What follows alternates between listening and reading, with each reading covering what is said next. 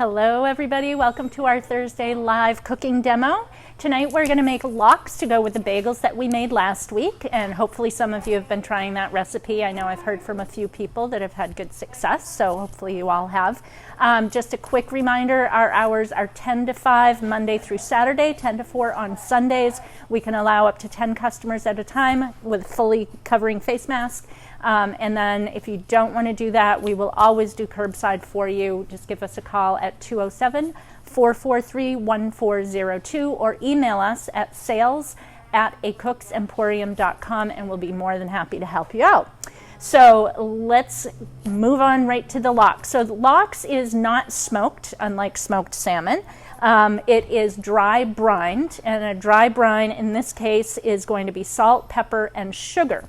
So I've got a half a cup of salt here, and in this case I have a hickory smoked Maine sea salt, which is kind of like these guys, but we just took it right out of the jar instead of grinding it up. You want it to be pretty hefty.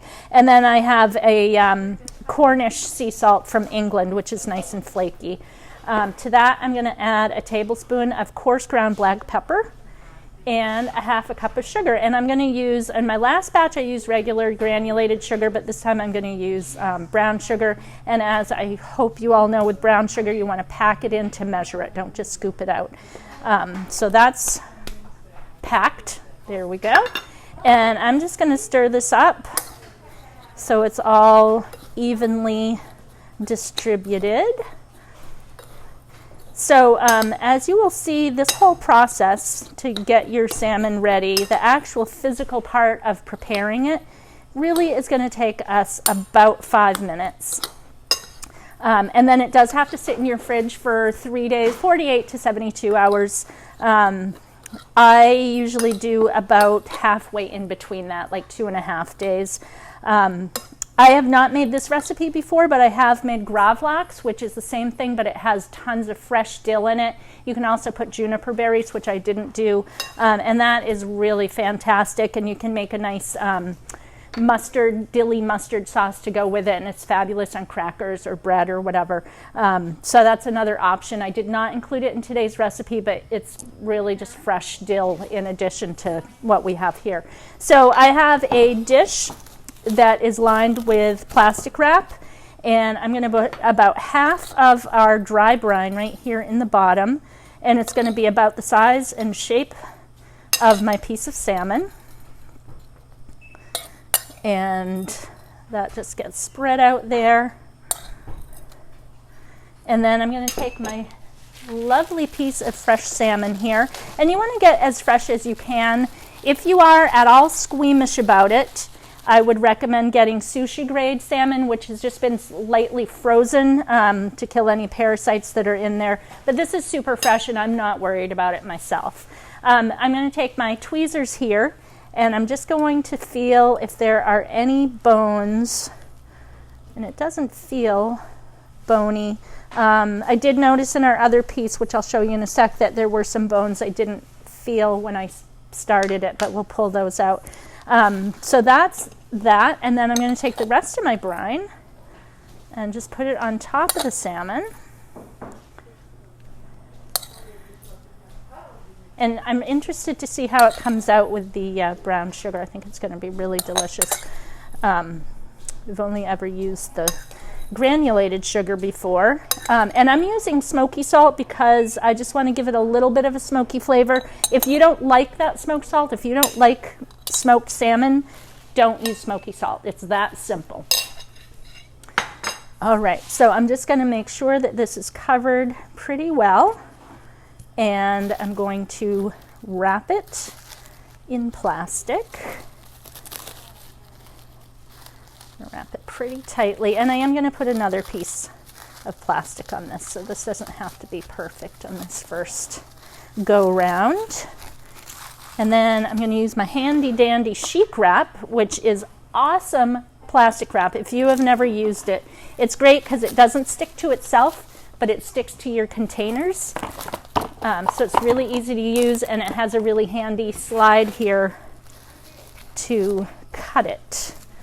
So we're just going to give that a good tight wrap, and that's going to go back in this dish. And I am going to put another dish on top. I have some bricks here I took out of my garden. I washed them, wrapped them in foil, and they're going to go on top. And then this whole thing is going to go into the fridge, and I'm going to put something underneath one side so it's tipped up just a little bit. There's going to be a lot of liquid that comes out. So you're kind of drying the salmon, so the liquid is coming out because of the salt. So you want to keep it a little bit tilted so that the liquid comes down and so it's not sitting in its own liquid. So that's going to go in the fridge in just a few minutes. And that's really all there is to it until 2.5 days later or 3 days later, you pull out your piece of salmon. So I unwrapped this out of the plastic wrap and I rinsed it off in cold water to get most of the brine off. There's little bits of pepper on there you can still see. And I am going to put it down, and with my tweezers, hopefully, I am going to be able to pull the skin off pretty easily. So it takes a little bit of force, but it's coming off pretty well there. Get a little bit, so cut that. Okay, so here is our salmon, and I'm just going to take off this little bit here as well. So one thing that you're going to want is a really nice sharp knife.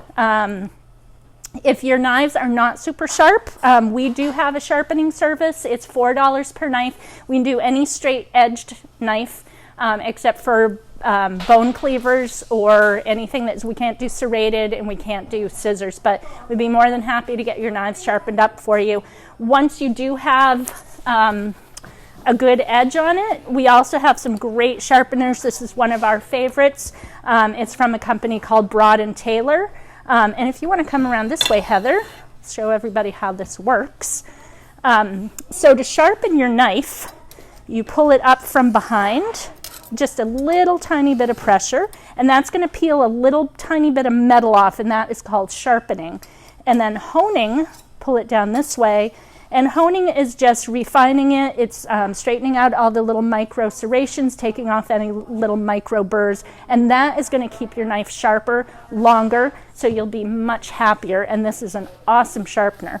Plus, it is small enough that you might keep it out on your countertop, and if it's out on your countertop, you might actually use it to hone your knives every time you use them, and you're going to be much happier if you have nice sharp knives, especially for this job.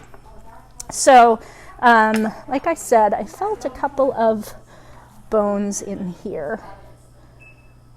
See if I can find them. So there's one right there. And these are tiny little bones, but they're sticky enough that if you swallow that, you might not be very happy. That's really, I think, the only one that I felt in there. But as we're slicing it, we may come across more. So you can see how good my slicing ability is here. I want to get this pretty paper thin. You know, like if you buy smoked salmon or lox, it's usually pretty thin, and that's pretty good. If my knife wasn't super sharp, though, I would not be able to do that. And if it were not as long, I might be able to do even thinner. That's kind of a thick piece, but that's okay. So there is a little bit of cartilage in here, so sometimes it looks like there are bones, but if you can't feel it, then it's probably okay. All right, so that is lox, ladies and gentlemen. It is dry brined, and that is going to be fabulous on our bagel. I'm going to take a bagel here. We do carry the bagel guillotine, which is probably the safest way to cut your bagel so you're not getting your fingers in the way. But if you are using a knife, I would use a good sharp, good quality bread knife. Hold your bagel so your fingers and thumbs are out of the way. And I like to cut about halfway, then turn the bagel and turn the knife. And this is why you need a sharp knife, so that you're not just dragging it, you're actually cutting, and you have a nice nice sliced bagel without any fingers going amiss. And we're going to smear this with a little bit of whipped cream cheese. I've got a little onion here. I do love capers, but I don't have any today. Maybe a little lemon on there, and let's put some lox. And that looks pretty darn good to me. I'm going to take a bite, and I might have to have Heather turn the camera off as soon as I do, because it's probably going to be hard to bite into. But that is the easiest thing to make in the world. Barely any work on your part. Does all its own work through the salt and the pepper and the sugar. And I'm going to enjoy some lox. I hope you do too. Thanks.